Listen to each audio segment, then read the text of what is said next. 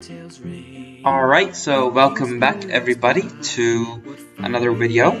Now it's well past 12 in my part of the world, so I want to wish all of my viewers a very Merry Christmas.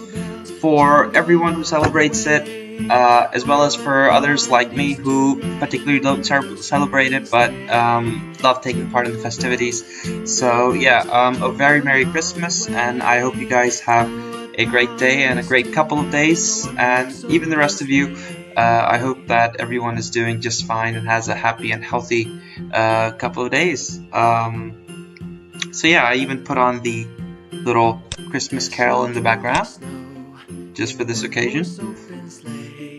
So yeah, just wanted to get that out of the way, and I can go ahead and close that now, and we can start looking at our project again. So if I hit play, I think last time we had worked on player movement. Okay, so you notice how the camera is working now. It's not supposed to be, so I'm going to go ahead and just quickly remove that, and then I will tell you again. Okay, so so first of all, we want to get the camera moving, right? So our player was let me just fix this. Okay, yeah, so our player was moving last time, and it seemed to be doing exactly what we want, but we want to do a couple of things, right? First of all, our camera is not following the player, so we can do that really quickly. And then the rest of the video, we're going to be looking at animation. So we're going to be looking at adding an idle animation, and we will be looking at adding a walk/run animation to our character, so it looks a little bit more believable, right? Okay, so for adding a camera follow, the way we're going to do this is we're going to use a Unity built-in script. Unity is really friendly, and they just give us something called the smooth follow script. So you can go ahead and just type it in, and it will automatically give you something. Notice when I hit play, it automatically, well, okay, it doesn't work yet because it's looking for a target here. So it's looking for which target it needs to follow, in which case you can drag and drop your player in like so. And if I hit play, it's automatically going to start following my player. Okay, if there are some of you who over here, if you couldn't find the smooth follow script, then what you need to do is you need to go here in, let's see, assets, import package, and over here you can click on the utilities package, and if you want you can import the whole package, or let me just see. So we don't need the whole package, of course. The only thing you really need from this is, let's see, I think in utilities there is not follow target, but there is a script called smooth follow. Now it might not be showing up because, well, okay, here it is. So this is the one that we want. If you want to fool around with the rest of them, I haven't personally used them, but these are utility scripts which really help speed up your prototyping process. So these are really useful, so you can have a look at these, but this is where I got the smooth follow script from. So just select this one, or select the whole folder if you need it, and just hit import, and that's how you get the smooth follow script. Okay, so it gives us some numbers to tweak around with, so that's what I will do and see what kind of results we can get. Let's see. As you can see, this changes the distance to the player. This is not really doing anything, but if I add, let's say, a height damping of 1, then this starts coming into effect. So what I'm going to do is, without wasting time, I'm just going to quickly swap over and see what I was doing over here on my previous dude. So main camera, smooth follow. So I had a 2 and a 10 here. So let's go over here and go with a 2 and a 10, and let's hit play and see if that looks kind of like what it should be looking like. Looks a little bit close to me, I don't know.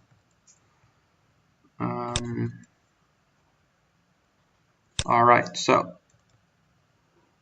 maybe that's a little too much.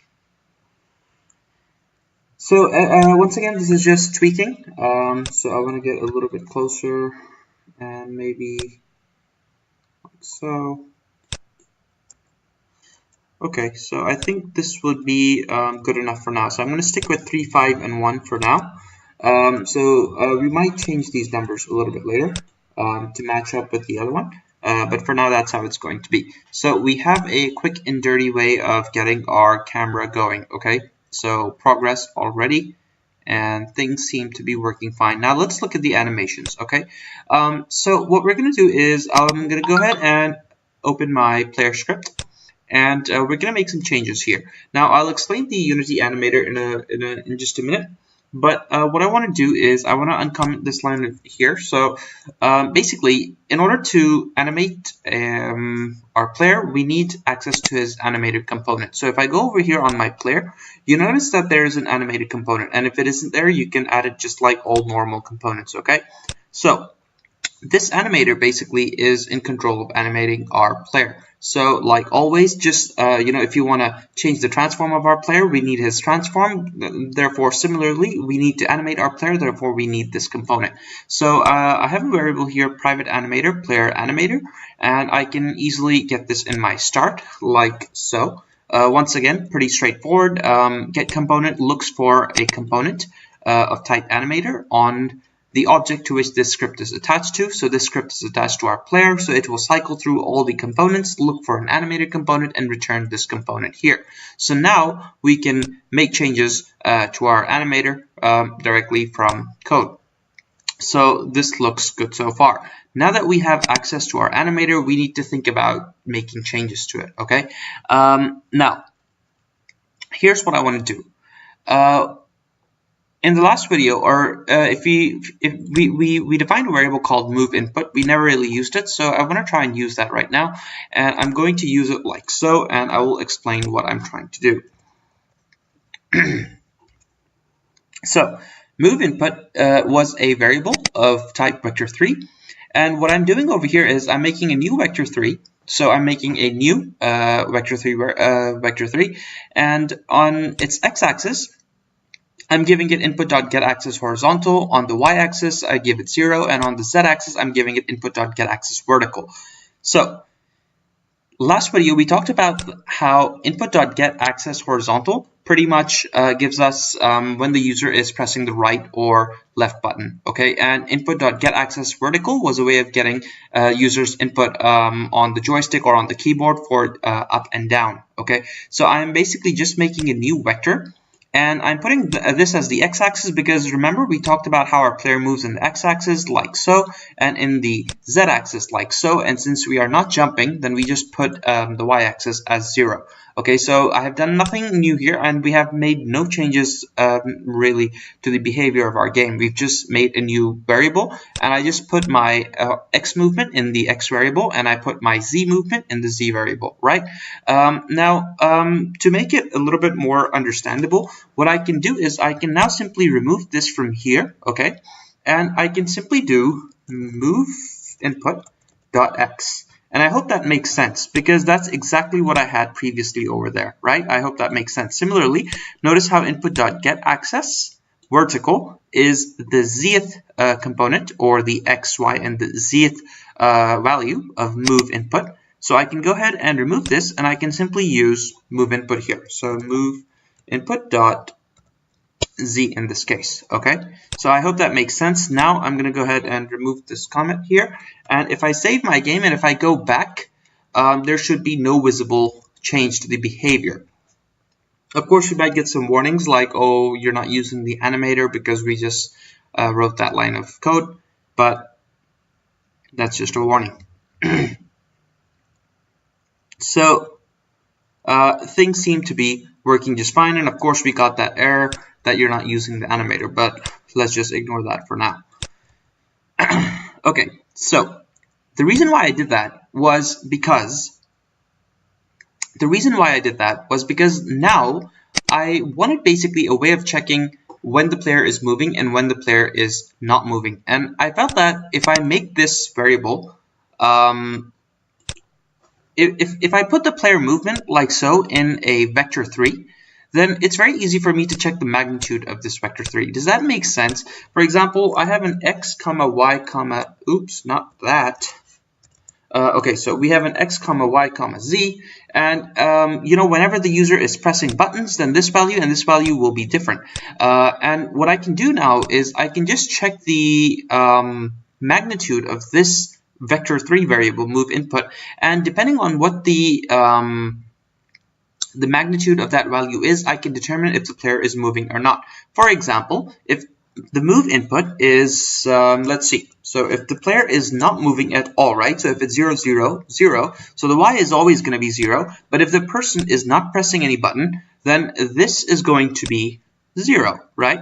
And therefore this is going to be 0. Similarly, if the person is not moving, not pressing any buttons, this is going to be 0, and therefore this is going to be 0, 0, and 0. And if the player is not moving, then the magnitude of 0, 0, 0 is going to be 0, and then I will know that, all right, if the magnitude of move input is 0, therefore the player must be stationary, therefore I can now play the idle animation. Now let's say if the person is moving and this value is some number, 0.56, and if this value is, I don't know, minus 0.78, and if I now find the magnitude of these three numbers, then it will not be 0. And if it's not 0, that means the person is not standing still, he's moving, and therefore I can play the walk animation. I hope that makes sense and why I use this variable. It was just to make our lives a little bit easier. Okay, so later on I went ahead and I wrote a set animations function. So let's uncomment that out. And again, when you write this here like so, it's going to say, hey, it doesn't exist because we haven't commented it out yet. So I'm going to go ahead and do that. Now, once again, ignore these lines of code and let's look at the rest. So what am I doing in this set animations function? I'm doing exactly what I said, right? So first of all, I'm calling my set animation at the very end of the update, right? So over here, the user is pressing right and left and whatever. And once, our update has decided what the goal is and our agent is moving towards the goal, now I want to start showing the animations. So that's why it's at the very end of the update. And I'm doing in my set animations function exactly what we just talked about. So I check if move input dot square magnitude. So square magnitude just gives me the magnitude of our vector3 variable. And what I'm checking is if the magnitude is greater than 0, then he must be walking. So if this is true, then the player is walking, right? And if the move input dot square magnitude, or the magnitude of this move input vector3 is 0, like we talked about in the first case, then that means the player is stationary and we can play the idle animation. So then the player is idle. Okay, so now that we know that, let's talk about, ignore this line of code now, and this is when we will talk about how to actually play those animations and look at those animations. Okay. So let's go back to our editor. Over here on our animator, you notice how it's expecting a controller. Okay, so it's waiting for something called a controller. So an animator requires something called an animator controller, which pretty much talks about the different types of animations that this player character can have, and it talks about how that character is going to transition between those animations. So first of all, we need an animator controller. So we're going to go ahead and make that. For that, I'm going to make a new folder, and we can call it controller. And inside our controller, we can create, and over here there is an animator controller option, and we will call it player controller. Okay, now we have our animator controller. If I go here now, and if I click on this little circle, I can click on the player controller. Now you notice that along with the asset, a couple of them came built in, but we're not going to be using those. We're just going to be using the ones that we just made. So I'm going to go ahead and click on player controller.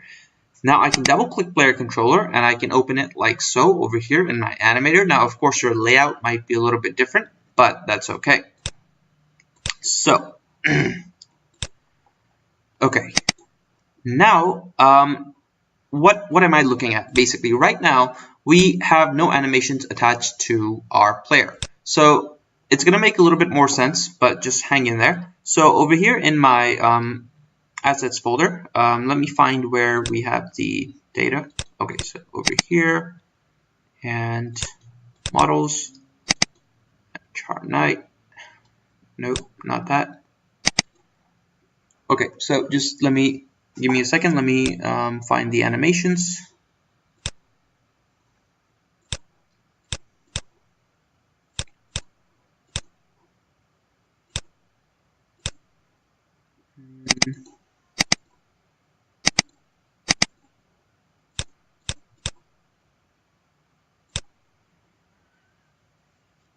Okay, I am having issues. Okay, so there they are. Motions. I am pretty much losing my mind. So, okay, so over here in the folder, in your character folder, which we got from the asset store, in your character night, you have a motions folder, and the motions are all of these little animations. So there's an attack animation, a damage animation, a dead animation, a wait, and a walk, and such. Now, the first thing I want you to do is I want you to select them all, and over here I want you to change the animation type to generic, okay? And I want the avatar definition to be like so, and things like that. And I think this will work just fine. Also, let's see. So, yeah, in fact, I think that's all I want to say there. Also, you can go to your model, and also in your character night, I have set my rig as generic, okay? And that's what I want to say here. Now, these models are a little bit old. I think a little bit old, and for that reason we are going to stick with generic. But for the more recent models, we will be using humanoid, because humanoid works really well with the Mechanim Unity system, as well as there is an advanced concept called inverse kinematic, and for that you need explicitly humanoid rigged characters. But that's something that we're not going to deal with right now. We're just going to stick with generic because it worked just fine. So I'm not going to go ahead and make this humanoid, though it might work just well, but I don't think it's rigged for humanoid little animation type here. So I'm going to leave it at generic, as well as all the motions. I'm going to set them as generic, as you can see.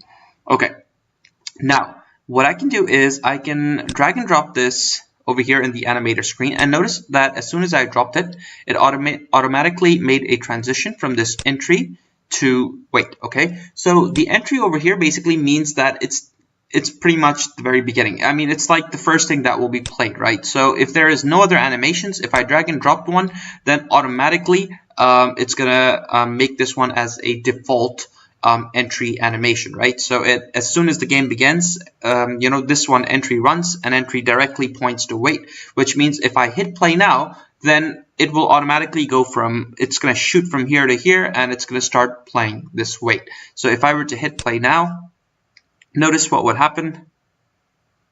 Notice how our player is now breathing and kind of in its idle state. Of course, he's not moving, because if I go back to my animator, notice how it's looping over and over and over again. So we see some progress. Now we want this animation to play, and I think playing it directly from entry is a good time, because naturally when the game begins, then you know we're not going to be immediately pressing anything, so we can play this idle animation like such. And then what we need is we also need a walk animation for while we're walking. Now notice it does not automatically make this transition, because it wants us to decide the logic. Now just to show you this animation, if I right click this and make this as a set layer as default, then it makes this as a default one. So in the very beginning it goes from entry to walk, and if I now hit play, then our character will be in the walk animation all the time, irrespective. Now we've seen both the animations that we're going to work with. Now we need to think about, well, how do we work about this transitioning logic? So I'm going to go ahead and I'm going to set this one as the default layer. And let's talk about how we can do that. So what I want to do is if I right click, I can make transition from my wait to my walk. And I can also make another transition back from my walk to my wait. I'm making these transitions simply because what I want to say, what I want to tell Unity is something like so. Play the wait animation, but if the user starts pressing a button, specific buttons, then I maybe want him to go to the walk animation, and when he stops playing those buttons or pushing those buttons, then I want it to transition back to the idle animation. Okay, this wait is really flipping me off, so I'm going to go ahead and change this to idle because, I mean, yeah. All right, so So on these arrows, I can actually put some conditions, because you can see here there is a list of conditions and it is empty. You can make complicated conditions as well, but we will be making simple ones. So over here on the left in the parameters, what I can do is I can hit this plus button and I can add a new boolean, okay? And I'll call this is walking, okay? So you can already imagine that when our character starts walking, we're going to set the boolean as true, and when he stops walking, we can set it false. Okay, so naturally what I can say is if I'm in the idle state and if is walking is true, then start playing the walk animation. Okay, and conversely, if is walking is false, then stop playing the walking animation. Okay, now let's have a look at this. If I play now, it should play the idle animation, right? Notice how it's playing the idle animation because is walking is by default false. Now if I check this, it's going to fire off walking and it will start walking. Okay, and similarly when I let go, it's going to go back to idle. So you notice that we now know how to transition from one state to the other. But of course, we are still within the Unity editor. We need to be able to do this through the code. But if you remember, we got a reference to our animator already in our script, which means that it shouldn't be very hard to set this Boolean variable from within our script. Okay, now before I actually show you that little part of code, I want to point to one thing. Notice how this idle animation is running from start to end, and if I flip the switch to is walking, somewhere in between here, right, it's gonna finish its own idle. It's gonna finish the whole idle animation, and then it's gonna go there. Okay, so try to look for that. Okay, did you see that? So if it's somewhere anywhere, if my player starts walking, I change is walking to true. What I want is I want my player's animation to go immediately to walk, okay? And similarly, when my player is walking, but he lets go of his joystick, then I want the transition of animation to happen immediately, okay? I don't want it to first finish the walking animation and then stop, because then that's going to lead to undesirable behavior. Now, this is something which might be desirable behavior in some cases. So this is not just like a rule of thumb that, oh, you don't want this wait time. Sometimes you do. But in this particular case, we don't. So you can click on this arrow and you can get rid of this has exit time, okay? I'm just going to step out of my play mode, and I'm going to uncheck this, and I'm going to do the same thing for this one. Now notice when I play the game now, if I go back to my animator, now as soon as I hit is walking, no matter where it is, it's going to shoot to the walk animation. So it didn't wait for, it didn't wait for that animation to complete. So similarly, when I uncheck it, it goes immediately, okay? And that's exactly the kind of behavior that we want, okay? So now we can start looking at how we can toggle this from within the script, and it's very, very simple, okay? So we have already defined a private player animator. We've got reference to it in our start, and over here, all we need to do is this one single line of code. In our set animations function, we were checking if the square magnitude is greater than 0. So if the user is pressing any buttons, then the player is walking. Therefore, I can simply do playerAnim.setBool is walking equals true. Notice the spelling of this has to match exactly the spelling of this. If it's different, it's not going to be able to find that Boolean variable, and it's not going to work. So this is very simple. It goes to your animator that we have reference to, and it says in the animator, set this particular bool to true. Okay. Similarly, if the move input is if the magnitude of the move input is 0, that means the player is in idle. Therefore, playerAnimator.setBool is walking to false.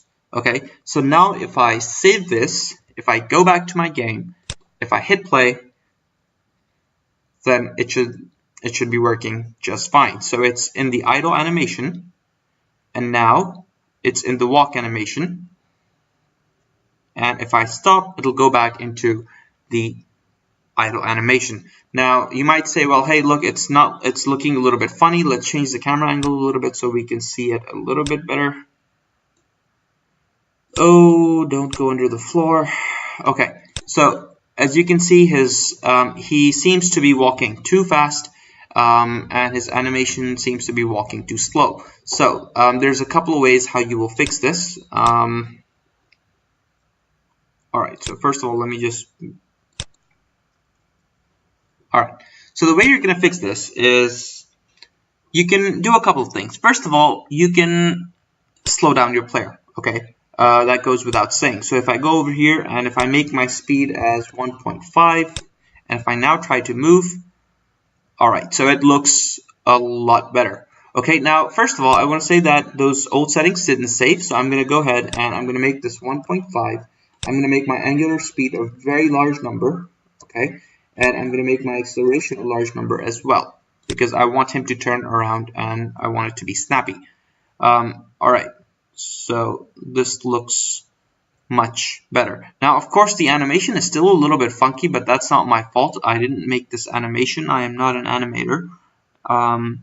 So, yeah, I think this looks fine. That's one way, okay? The other thing you could have done is you could have gone here in the animator, and you can change the speed of the animation, okay? So you can change this here, like so. So if I make this 5, and if I hit play now, it's going to be fast, the walk animation, okay? As you can see, it looks a little bit funny. So you can fool around with this, and you can find a good number, depending on what you're going for, right? For example, if you wanted to just use the walk animation as a run animation, you could maybe, in many cases, you could speed it up like so. I'm going to leave mine at 1, and I think this looks fine at that particular speed. Whoa. Okay. So that, I think, concludes what I wanted to talk about. So we looked at the animator. We looked at how we can pretty much drag and drop these animations. You can make more. You can feel free to fool around with the other animations as well. So over here in the motions, there are some attack, some damage, some dead. You can make some more complicated, transitions and set up some more variables. You can set up integers, booleans, triggers. And we will probably end up looking at some of those other animations at the end of the course as well, by the end of the course as well. So yeah, that's all I want to say for now. Thank you so much for listening. Once again, if this was helpful, if you learned something, then don't forget to like, to subscribe, to follow me. I hope you have a great day, and I know you can definitely make my day great by liking and subscribing. So thank you so much, and I want to wish everyone a very Merry Christmas, and I will see you soon in the next video.